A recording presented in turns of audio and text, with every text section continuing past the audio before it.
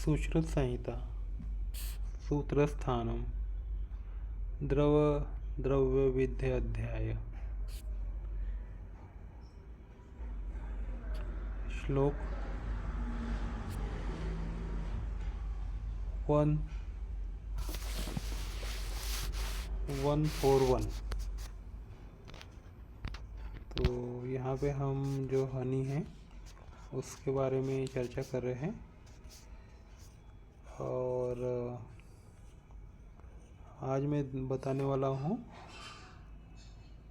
आम मधु और पक्व मधु, इनके गुणधर्मों के बारे में।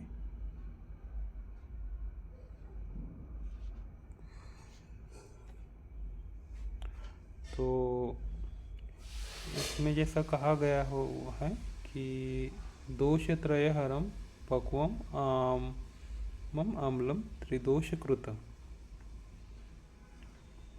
तो यहाँ पे जो हनी बताया गया है, इसके दो अवस्था का वर्णन है। पक्व मधु, जिसे हम मैच्योर हनी कहते हैं, इसका अर्थ यह है कि पक्व का अर्थ है अग्नि पर पकाया हुआ नहीं, बल्कि परिपक्व मैच्योर जिसे बोलते हैं रिपन। वह शहद जो छत्ते में प्राकृतिक रूप से तैयार हो चुका है और गाढ़ा हो गया है। इसके जो गुण बताए गए हैं, दोष त्रय हरम, मतलब यह वात पित्त कफ तीनों दोषों का शमन करने वाला है और यह उत्तम गुण वाला माना जाता है। अब हम आम मधु जो है उसको देखेंगे। आम इमैच्योर और रॉ हनी, वह शहद जो छत्ते से बहुत जल्दी निकाल लिया गया हो और जो अभी पूरी तरह बना ना हो, या जिसमें पानी की मात्रा अधिक हो। इसका गुण कहा गया है अम्लम, मतलब कच्चा शहद स्वाद में खट्टा होता है, सोर एसिडिक, क्योंकि इसमें फर्मेंटेशन की संभावना रहती है।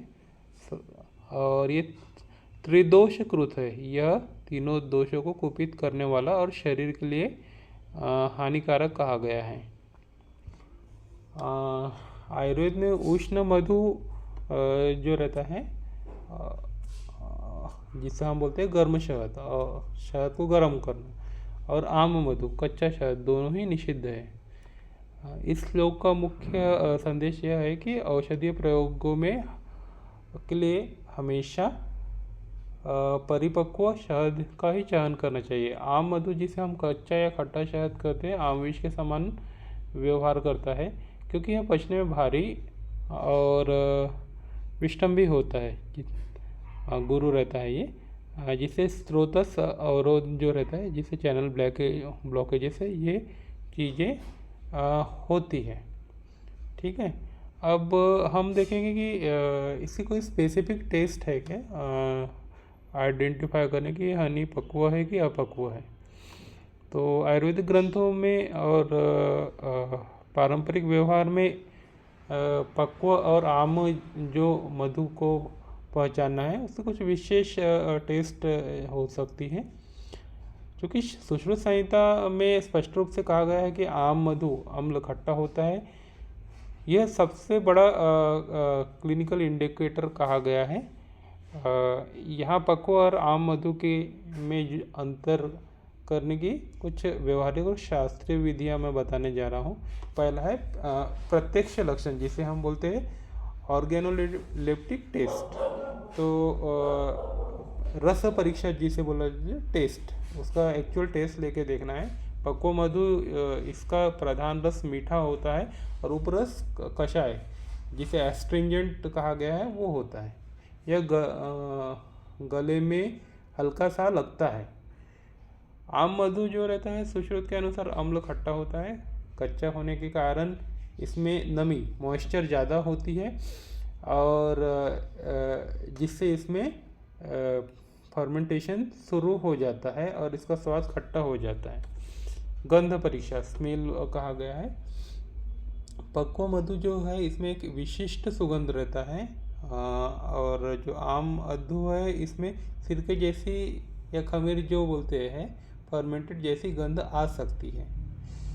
और इसके अलावा कुछ प्रैक्टिकल टेस्ट रहते हैं जिसको हम क्लिनिक में या घर पर मैच्योर जो मधु है उसकी पहचान के लिए हम भौतिक परीक्षणों का उपयोग कर सकते हैं। पहली टेस्ट है वाटर टेस्ट, जल परीक्षा।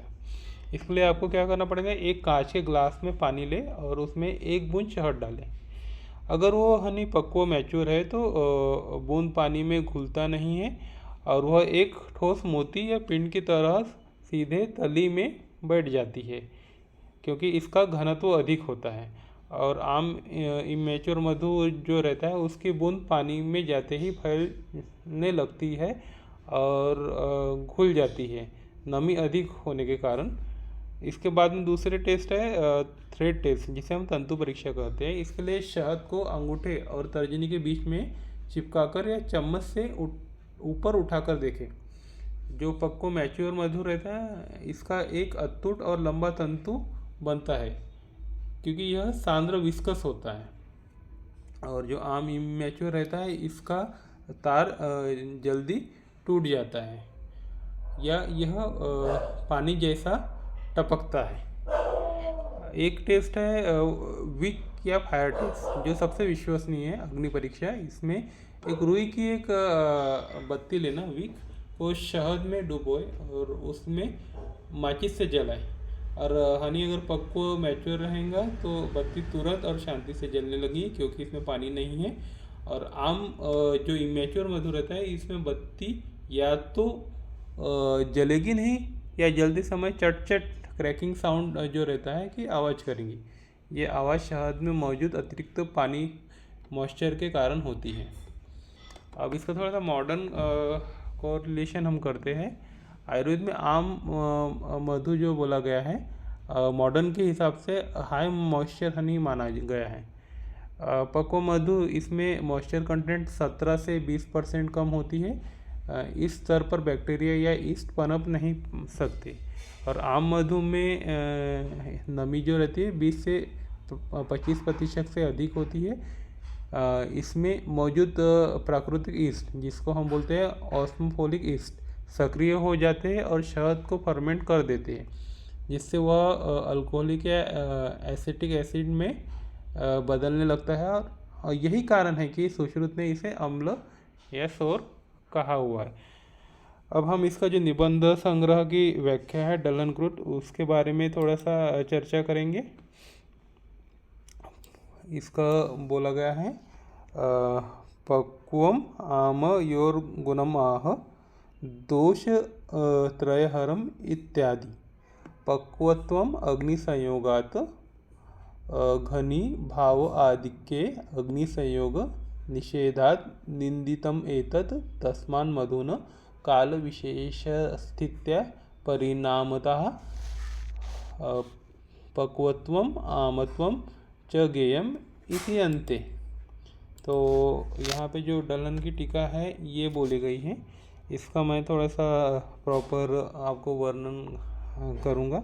जनरली मेडिसिन ट्रीटमेंट के लिए जो रहता है हमें ये जो रहता है पक्व हनी यही हम यूज़ करते हैं। और इसकी परीक्षा ऐसी नहीं है कि हम घर पे नहीं कर सकते, घर पे भी इसकी परीक्षाएं प्रॉपरली की जा सकती हैं।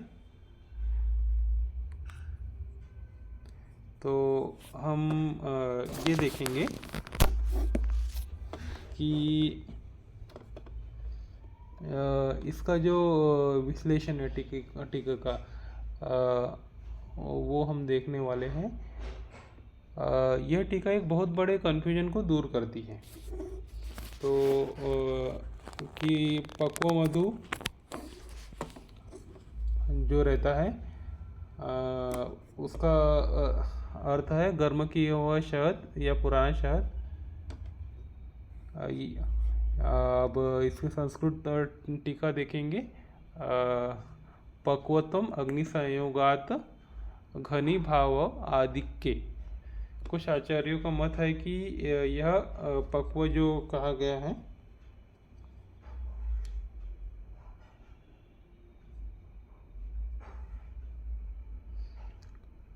पक्व कहा गया अग्नि संयोग में हीटिंग से, लेकिन तर्क यहाँ पे ये दिया गया है जब शहद को गर्म किया जाता है तो वह गाढ़ा घनीभाववत हो जाता है। इसलिए उसे पक्व कहा जाना चाहिए।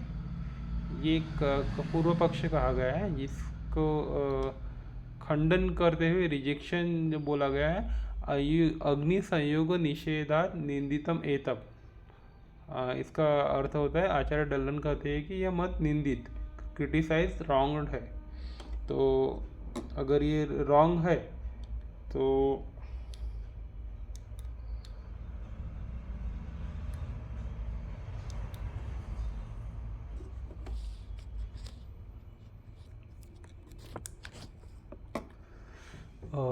इसका कारण ये है कि चरक और सुश्रुत दोनों में कहा गया है कि गर्म किया हुआ जो मधु रहता है विष के समान मारक होता है, अतः यह पक्व का अर्थ पकाया हुआ नहीं हो सकता। इसका उत्तर पक्ष बोला गया है, एक्सेप्टेड व्यू डल्लन कहते हैं, तस्मान मधुन काल विशेष स्थित्या परिणामात पक्वत्वम आमत्वम च गेयम इत्यन्ते। इसका अर्थ है, इसलिए अन्य विद्वान का मत है कि, और स्वयं डल्लन का भी मत है कि मधु का पक्वत्व और आमत्व काल विशेष, टाइम फैक्टर और परिणाम यानी नेचुरल ट्रांसफॉर्मेशन के आधार पर जाना चाहिए। इसका निष्कर्ष ये निकलता है कि आम मधु जो अभी ताज़ा है, जिसमें समय के साथ प्राकृतिक परिवर्तन नहीं हुए, हाई मॉइस्चर है, इमेच्योर एंजाइम एक्टिविटी है, वो आम मधु कहा गया। और पक्व मधु कहा गया है जो छत्ते में रखने पर समय बीतने के साथ काल विशेष स्वाभाविक रूप से गाढ़ा और परिपक्व हो गया है। तो डल्लन टीका यह जो कहा गया है उसके हिसाब से जो बताया गया है अग्नि निषेध, तो डल्लन ने स्पष्ट किया कि मधु को गाढ़ा करने के लिए आग पर पकाना गलत है। इसलिए विज्ञान भी मानता है कि शहद को गर्म करने से HMF जिसे बोलते हैं हाइड्रोक्सी मिथिल फरफ्यूरल बनता है, जो हानिकारक है। नेचुरल एजिंग जो बताया गया जिसे काल विशेष स्थित्या परिणामात, इसका जो अर्थ है कि शहद को प्राकृतिक रूप से नमी उड़ने और एंजाइम क्रियाओं के लिए समय मिलना चाहिए। मधुमक्खियाँ इसे छत्ते में पंख हिलाकर सुखाती है और फिर मोम से सील करती है।